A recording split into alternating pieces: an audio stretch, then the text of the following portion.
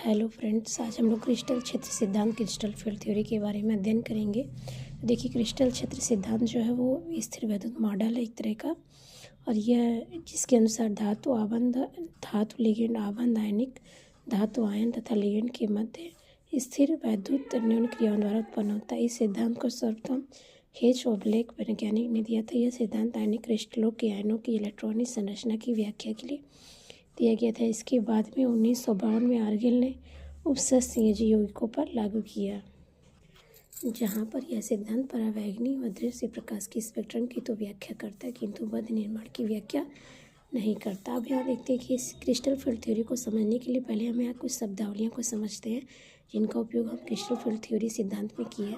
तो देखिए, यहाँ पर भ्रष्ट कक्षक, जिसे हम डिजेनरेट ऑर्बिटल कहते हैं, एक ही उपकोष की सभी कक्षकों की ऊर्जाएं समान होती है, जिन्हें हम भ्रष्ट कक्षक कहते हैं।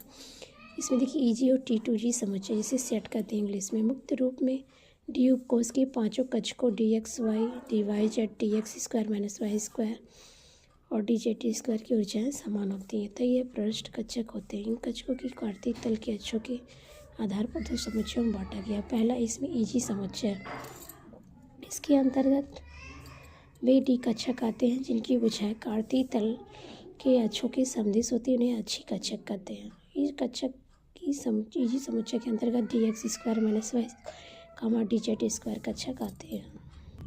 अब यहाँ देखिए ये होते हैं इस तरह से dx स्क्वायर माइनस 3 का जो कार्तीय तल होगा इन अक्षों के समदिश है, dz स्क्वायर पे z एक्सिस भी है।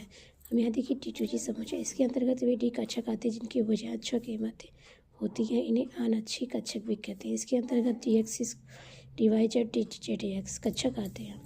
हम यहाँ देखिए dx y है, तो यहाँ जो इसमें पार्टनर है उसके समदिश होगा और इसके बीच बिटवीन में होगा।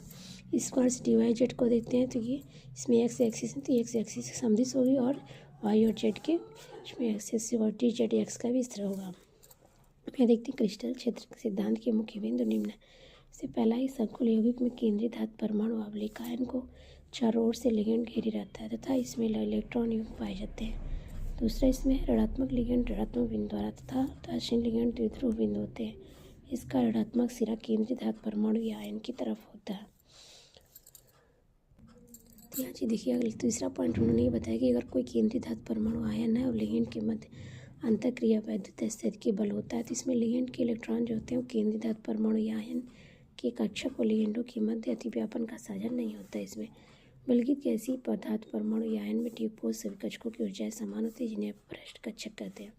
संकुल यौगिक में जो केंद्रीय धातु परमाणु से जुड़े लिगेंड होते हैं, यदि सममित को बनाए रखते हैं तो डी कक्षकों की भ्रष्टता बनी रहती है, किंतु जब असम्मित हो जाते हैं तो उनकी डी कक्षकों की भ्रष्टता समाप्त होती है और ऐसी स्थिति में डी कक्षकों का EG और T2G समुच्चयों में विभाजन हो जाता है, जिन्हें हम डी क्रिस्टल क्षेत्र विपाटन कहते हैं।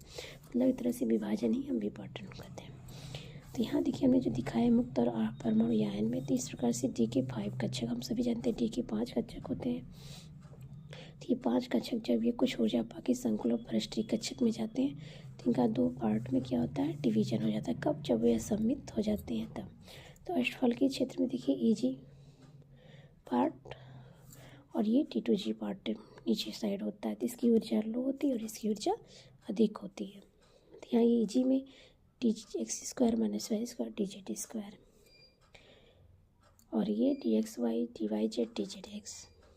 और चतुष्फलकी में यहाँ हमने जी दिखाया है, लेकिन आप आगे ध्यान दीजिएगा, ये दोनों इक्वल पार्ट नहीं होते, जबकि यहाँ एक बस एक प्रदर्शित किया गया है।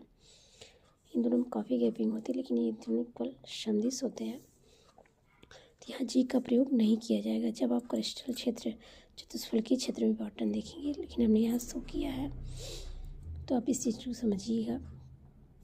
टी चतुष्फलकी में क्या होता है, इसका उल्टा होता है, जस्ट T2G ऊपर होता है और EG नीचे होता है। यहाँ देखिए DD विपाटन के कारण उत्पन्न ऊर्जा को हम क्रिस्टल क्षेत्र विपाटन ऊर्जा क्रिस्टल फील्ड स्प्लिटिंग एनर्जी कहते हैं। अष्टफलकीय क्षेत्र के लिए CF को डेल्टा O से तथा चतुष्फलकीय क्षेत्र के लिए CFC को डेल्टा T से प्रदर्शित करते हैं। CFC का मान संकुल आयन की ज्यामिति पर निर्भर करता है। Delta T = 4/9 × delta O। Crystal क्षेत्र विपाटन का कारण ये क्या है, मतलब डेल्टा T का जो मान होता है वो 4/9 डेल्टा O के इक्वल होता है। अब यहाँ विपाटन का कारण क्या है? देखिए साधारण सी बात है, जब संकुल यौगिक केंद्रीय धातु परमाणु से जुड़े जो लिगेंड होते हैं अगर वो समीप को बनाए रखते हैं, मतलब उनकी ज्योमेट्री को बनाते हैं तो डी कक्षकों की भ्रष्टता बनी रहती है, किंतु जब वह समित रहती है तो डी कक्षकों की भ्रष्टता समाप्त होती है, क्योंकि डी कक्षकों के इलेक्ट्रॉन लिगेंड द्वारा प्रतिकर्षित होने लगते हैं और इस प्रतिकर्षण से डी कक्षकों की ऊर्जा बढ़ जाती है। लिगेंड से दूर कक्षक होते हैं, इनमें क्रम प्रतिकर्षण होता है, जो समीप होंगे उसमें अधिक होगा, ऊर्जा में अंतर आ जाता है, जिससे उनका विभाजन होता है और इस घटना को हम क्रिस्टल क्षेत्र विपाटन करते हैं। तो देखिए यहाँ फलकी क्षेत्र में क्रिस्टल क्षेत्र विपाटन, तो ये जो दिखाया गया एनर्जी मतलब इधर से जाएगी तो एनर्जी इसमें इंक्रीज कर रही थी। ये पृष्ठीय कक्षक मतलब ये नॉर्मल हो पृष्ठीय कक्षक, लेकिन जब संकुलायन ब्रिज कर तो थोड़ी सी इनको ऊर्जा मिलती थी, संकुलायन में प्रवेश करते और जैसे ही यह समित को असमित रहती थी, ये दो पार्टों में इनका विभाजन हो जाता है T2G और EG में।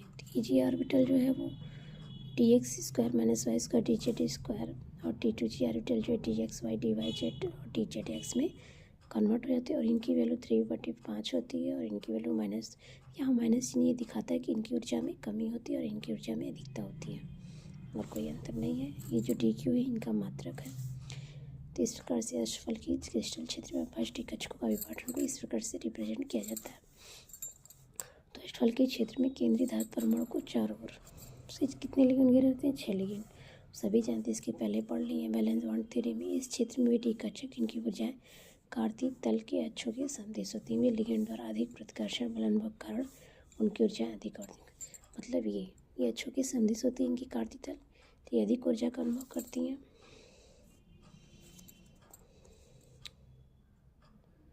तथा वे डी कक्षक की ऊर्जा कार्तीय तलों के मध्य होती है, उनकी ऊर्जा कम होती है, जैसे नीचे का कम हुआ। अतः अष्टफल के क्षेत्र में EG समुच्चय की ऊर्जा T2G समुच्चय से अधिक होती है, जिससे उपरोक्त क्षेत्र में अब इसकी ऊर्जा अधिक है इसलिए इसको ऊपर और इसकी ऊर्जा कम है इसको नीचे। यहाँ पे माइनस चिन्ह यह इंडिकेट करता है। और एक चीज़ और ये देखिए दोनों के बीच में काफ़ी जो ये है ये डेल्टा O का इसको रिप्रेजेंट किया जाता है, दोनों में ज़्यादा अंतर नहीं होता है। यहाँ देखते हैं चतुष्फल के क्षेत्र में क्रिस्टल क्षेत्र विभाजन। तो चतुष्फल के क्षेत्र में विभाजन का क्या होता है? भ्रष्ट कक्षक होती है, थोड़ी सी ऊर्जा लेके संकुल में भ्रष्ट कक्षक का निर्माण करते हैं और फिर यहाँ से ये दो पार्ट में इनका विभाजन होता है। तो ये विभाजन जो होता है ये डेल्टा T का जो इनमें काफ़ी डिफरेंस आप देख रहे होंगे। ये डिफरेंस की वजह से यहाँ पे इनकी जो मतलब एक तरह से कि समित केंद्र तो समाप्त हो जाता है, इसलिए यहाँ G का प्रयोग हमने नहीं किया है। ये चीज़ ध्यान दीजिएगा, यही अंतर है और कोई अंतर नहीं होता है। और इसमें ऊर्जा T2 की अधिक होती है और EG की कम हो जाती है, इसलिए E को हमने नीचे और T2 को ऊपर दिखाया। तो इस तरह से क्रिस्टल क्षेत्र चतुष्फल के क्रिस्टल क्षेत्र में डी कक्षकों का विभाजन। तो चतुष्फल के क्षेत्र में डी कक्षकों के T2, यहाँ हमने जी लिखा, नहीं लिखना चाहिए था। T2 समुच्चय की ऊर्जा EG समुच्चय की ऊर्जा से अधिक होती है। इसमें केंद्रीय धातु परमाणु को 4 लिगेंड घेरे रहते हैं, क्योंकि चतुष्फल के क्षेत्र में कक्षकों की दिशा लिगेंड की दिशा के समान नहीं होती, जिसके कारण क्रिस्टल क्षेत्र चतुष्फल के क्षेत्र के क्रिस्टल क्षेत्र विभाजन की ऊर्जा डेल्टा T का मान होता है। अष्टफल के क्षेत्र में क्रिस्टल क्षेत्र विभाजन ऊर्जा के मान से कम होता है, इसलिए डेल्टा T बराबर 4/9 डेल्टा हो। तो आज यही तक, इसके आगे हम लोग कल अध्ययन करेंगे।